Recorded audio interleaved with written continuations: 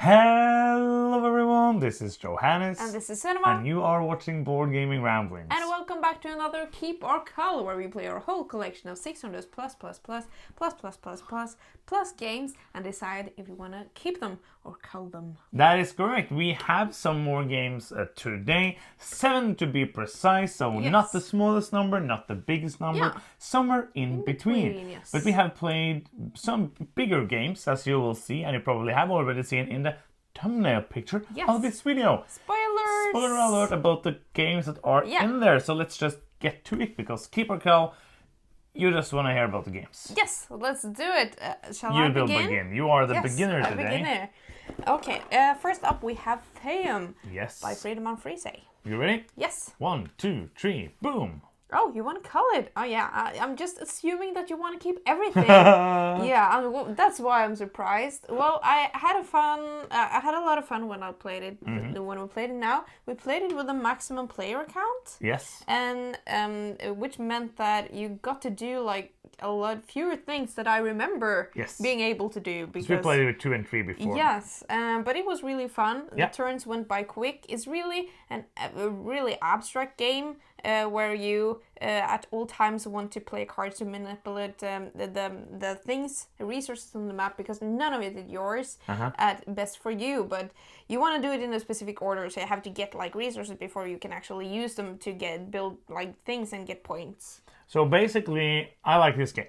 Yeah. I think it's a fun game. Yeah. But I need to cull something. Like, I need to choose something to cull. And sometimes you just, because people are actually not that mean to me, but you are mean to me in the fact that I always choose keep. Like, I should have the keep paddle on both sides. Yes. And the thing is that I think this is a good game. Yeah. And I almost said your line, but I don't know when we will play it. Yes. But it is kind of true, I don't though. know when I will choose this over, for example, Concordia always has a lot of similarities. Oh, yeah. But I think it's a unique game, and if I want to keep a few Freedom of Freeze games, like we have a couple over there that I haven't played yet, and I'm probably going to cull them. So this is one I would, like, I'm not sad to keep it. Yeah, this is one of like the better Freedom and Freezer games. Like next, Power Grid is obviously the best in my opinion. Obviously, because we talked about that before. Yeah.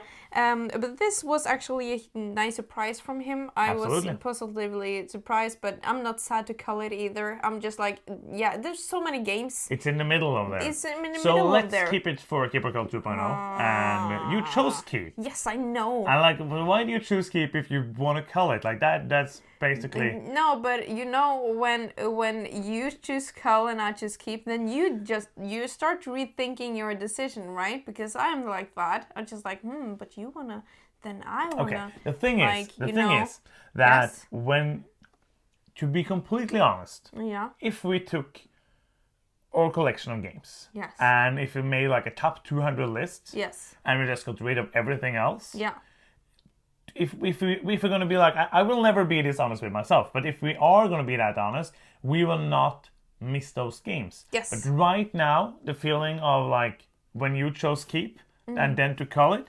feels bad in a way. Yeah. In that, but I'm thinking to myself like this is not a game. Like it's a game. I will look at myself and see it and be like, oh, that's a fun game. Yeah. But I will also look at if I look at these keep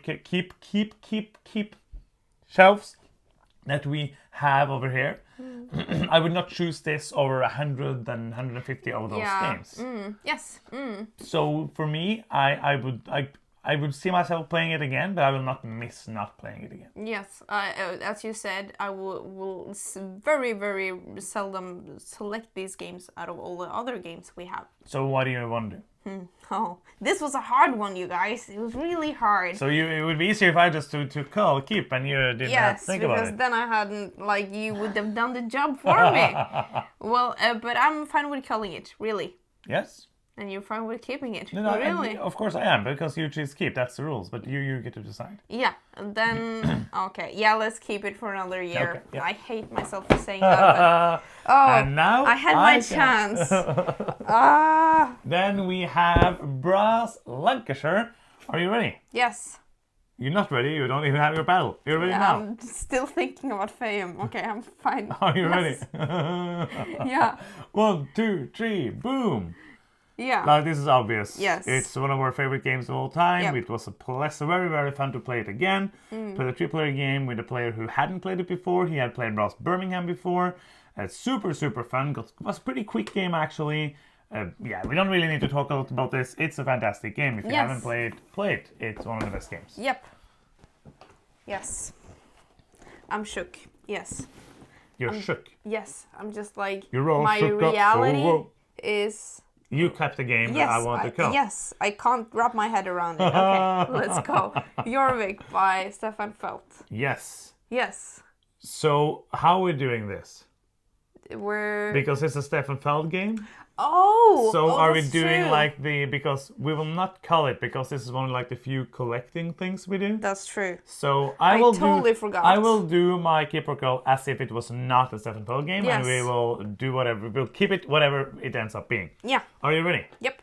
1, 2, 3, boom. Yeah, sorry, I couldn't grab my paddle. You were not ready. I was just like, see if you're choosing like keep or cull. No. Cheating keep.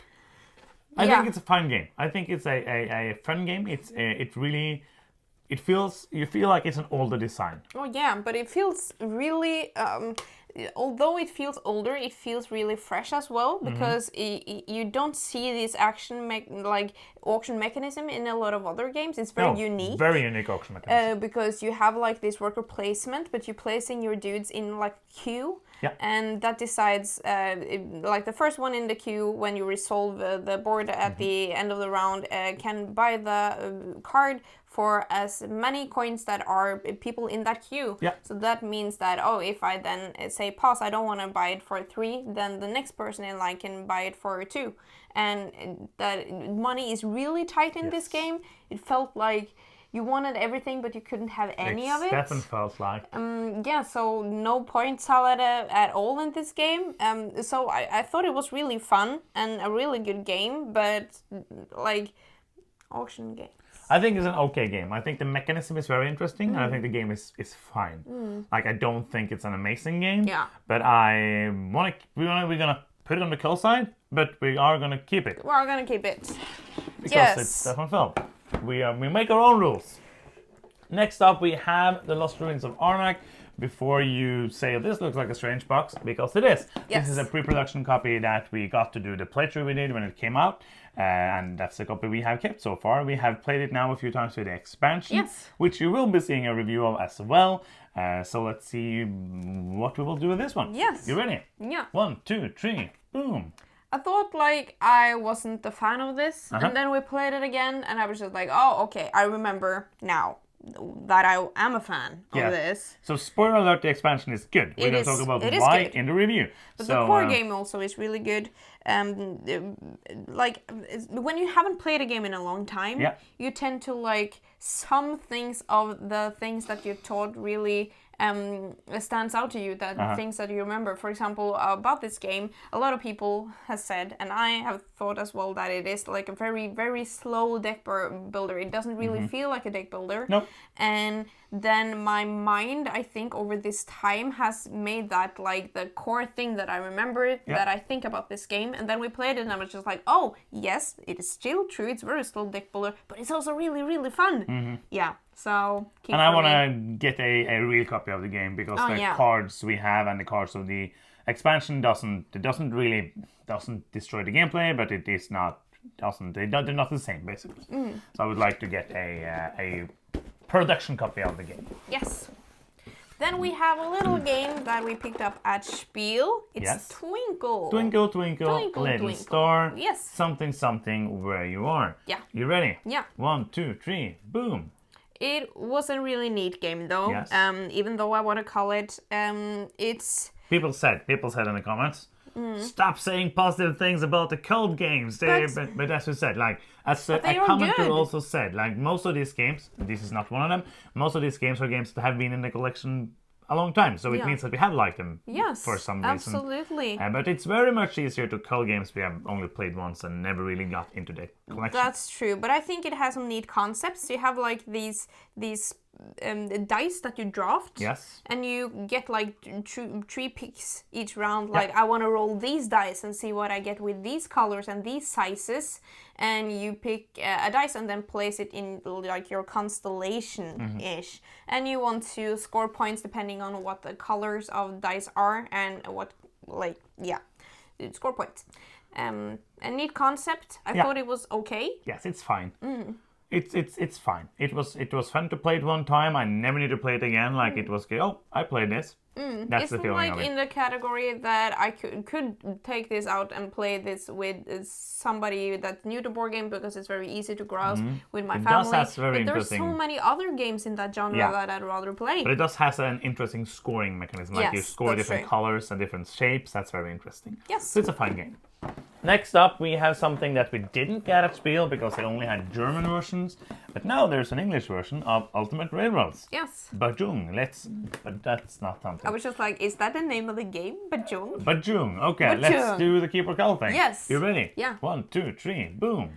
Yeah, we talked about that when we recently did Russian Railroads for Keeper Cull. Yeah, that's a while ago. And we kind of spoiled that we wanted to get this. Yes. So I want to keep it when we first got it. I just wanted to because we played it, so I wanted to talk about it. Yes. We finally got to play the German railroads, which was really, nice. really good. Yeah. And it feels like a lot of variety in the box. Like the core gameplay is very good. It's a very solid worker placement game. Like it's a medium heavy game. Lots of nice decisions, lots of nice scoring, just fun. Yeah, it's a classic for a reason, and now we have all the stuff. And we just had we had under half of it from before, so we didn't feel like buying something we already had. Last game of today is Merv. Silk Road something. Merv. I tried. I regretted instantly. The game is called Merv. The Heart of the Silk Road something. By Fabio Lopiano. Yes, you're the best at titles. Yes. Yes. You did this title. It's not my fault. No, I said it to Fabio. Oh, yeah. It was a joke. Oh, yeah. Merv, Silk Road something. She's like, I don't know. It's just like Silk Road something. Something, Silk Road. You ready? That's better to run. Yeah. 1, 2, 3. Boom. Yeah, this is an obvious keep for me. This is a this is a very good design, I think, by Fabio. I think that it has a lot of cool mechanisms. It's just that optimization puzzle where you want to place your meeple in the activating of the columns and then later in the game especially being like, oh, I can activate my own houses. But then I see that you have these really cool things that maybe you want to do and I can block you and also get these cool things that I want to do. And also try to set up your houses on the actions that you want to focus on later in the game, because you can't do it all. You want to really have some things that you focus a lot on, I feel, in this game. I think it's a really cool game. This feels a bit like a Steppenfeld design. It has many ways to score. It has many different mini games basically. Yes. The core mechanism of the queue order of placing your workers and activating the lines and placing out the buildings is what is unique in this game and what makes it stand out to other games in this genre. I think it's a good game, so I want to keep it, and it looks amazing. And that's true. So that's another I'm happy keep. About that. So we got rid of one whole game for this video, but that's one game that we wouldn't probably have gotten rid of anyways because it's a new game. We have we have 1.5 Cull, one real Cull, one fake Cull, and then these keeps. Yeah. So best and worst experience. Yeah, I think this was the most the game that I liked the least out of these ones. But no, this was a good batch of games. Yeah, it was a really good batch of games. Nothing that we did not like. Best? Oh, that is a hard question. There's so many good games on that pile. Yeah, I have a 3-way tie. Yeah. Which is a lot when there's 7 games. Yeah, I think these 3-way ties is because those were the games that I had the highest expectations for, and they met them. That's my 3-way tie as well. Yes, so it was really hard to choose between those two. But yeah, Fayam over there, I can definitely see that on this pile, Fayam is for me the weaker game. Yeah, you are the weakest link. Yes. Goodbye. Yeah, but I stand by my choice. Hotels. So next time maybe on Capricorn 2.0, starting in 2046 when we are done with these games. So that is the end of another episode. If you are still here and you have not subscribed, is there something you can do about that? Yes, it is a button. It's down there. I think you see it right now. If you're not in full screen, because then you don't see it. Oh, yes, that's true. But then you can actually click the subscribe thing that's in the bottom of the screen, here or there. Yes. One of those. I believe in you can figure it out. If you want to do something that's not free, you can go to patreon.com/boardgamingramblings and support us there. Yes. And that is the end of this video. We hope you enjoyed it. More videos coming. Probably going to do like one video a week now because we have a lot of stuff happening. Yes, the wedding, and then we are traveling to the US for 4 weeks. Yeah. So we're probably going to do like one video a week just through the summer, and we will see what happens after the summer. Yes. But that's probably the plan for now, just so you know it. And that's the end. Thank you so much for watching. I'm Johannes. I'm Cinema. And you've been watching Board Gaming Ramblings, and bye-bye.